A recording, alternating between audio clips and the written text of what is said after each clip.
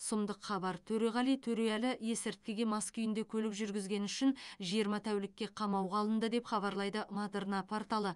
Сәлеметсіздер ме? Қазақстандағы соңғы ресми жаңалықтарды бірінші болып білу үшін арнамызға жазылып, қоңыраушаны басуды ұмытпаңыз. Алматы қаласының әкімшілік құқық бұзушылық істер жөніндегі ауданаралық сотында Қарақбұтының 608 бабының 3 бөлігімен көлік құралын мас күйінде басқарып, нәтижесінде көлік құралдарына зиян келтіру фактісі бойынша әмшілік іс қаралды.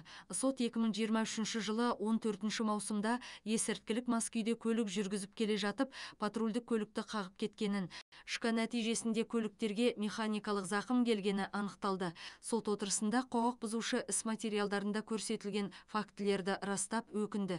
Сот қаулысымен АқБК-нің 608 бабының 3 бөлігімен көзделген әкімшілік құқық бұзушылықты жасаған үшін кінәлі деп танылып, оған көлік құралын 7 жыл мерзімге басқару құқығынан айыра отырып, 20 тәулікке қамауға алу түріндегі әкімшілік жаза тағайындалды делінген сот хабарламасында. Сот үкімі заңды күшіне енген жоқ.